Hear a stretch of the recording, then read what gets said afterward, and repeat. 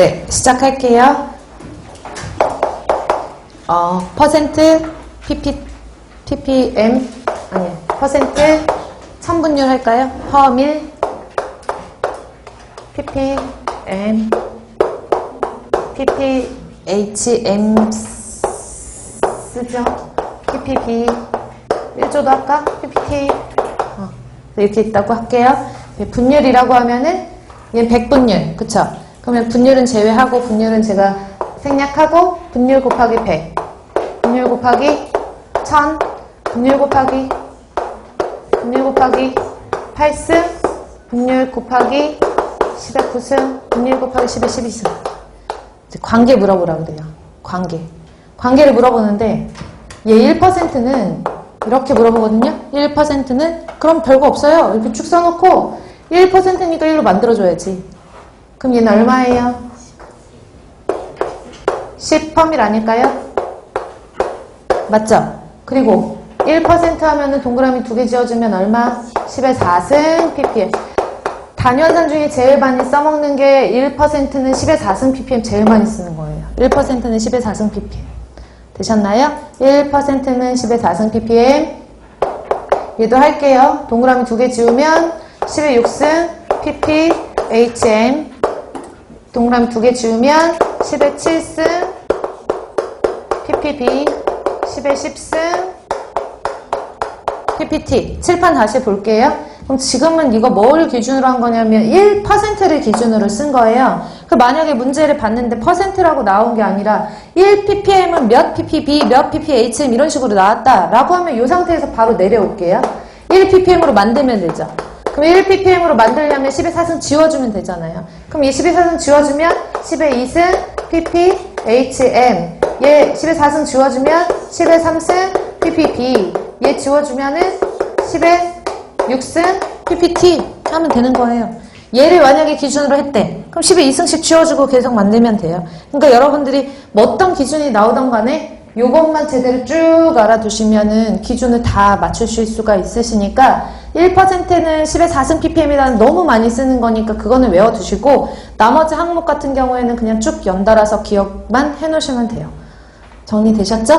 그래서 분율까지 마무리를 짓고 농도 요거 환산하는 인자만 다 정리를 하시고요. 그 다음에 지금부터 이제 마지막 여기 단원 마지막에 나와 있는 내용은 중화라는 말이거든요. 중화 반응. 그래서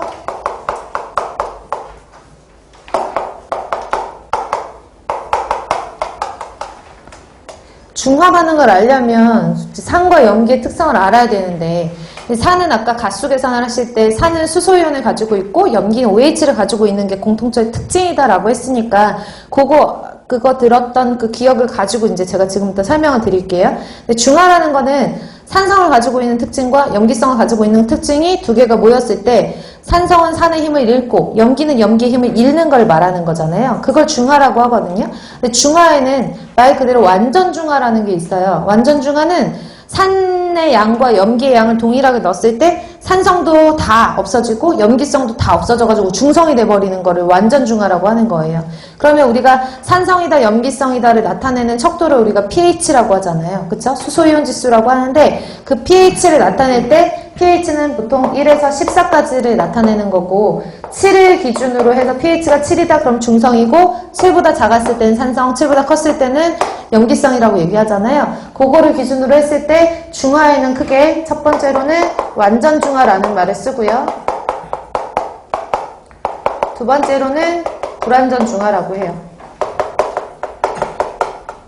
공무원 시험 문제에서 불완전 중화가 나올 확률은 거의 없어요. 계산이 복잡하거든요. 그러니까 그렇게 복잡하진 않아도 그래도 빨리빨리 풀 수 있는 문제는 아니라서 보통 문제가 나온다 그러면 완전 중화 위주로 시험 문제가 출제되니까 요것만 제대로 잘 알아두시고 얘는 참고 정도만 제가 설명을 다 해드릴 거예요. 참고만 하시면 되는데 완전 중화는 말 그대로 산과 염기가 들어갔을 때 완전하게 중화가 되는 거 pH 7이 되는 걸 말하는 거예요. 그래서 pH 7이 되는 걸 말한다 라고 하고 불완전 중화는 산이 들어가서 산의 힘이 약해지고 염기가 들어서 염기 힘이 약해졌는데 완전히 다 없어지진 않은 거죠. 즉 pH가 7이 아닌 경우에 불완전 중화라고 하는 거예요.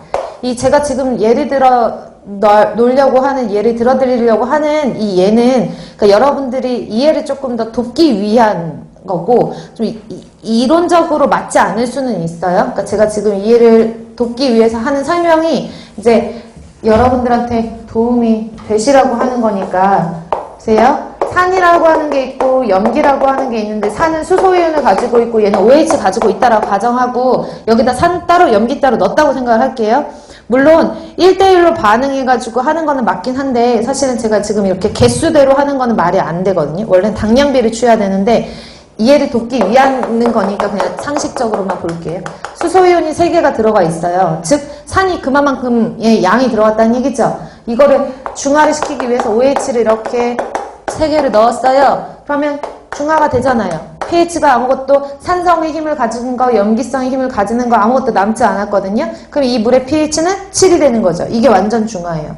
그 완전 중화라는 의미는 산이 들어가 있는 만큼 염기가 들어가 있어야 된다는 얘기죠. 산이 들어가 있는 만큼 염기의 양과 같아야 된다. 그 비를 취할 때 우리가 당량비라는 걸 취하거든요. 산의 당량과 염기의 당량이 같아야 된다. 이해 가세요? 자, 그래서 완전 중화라는 것은 산이 가지고 있는 산의 당량과 염기가 가지고 있는 염기의 당량이 같아야 돼요.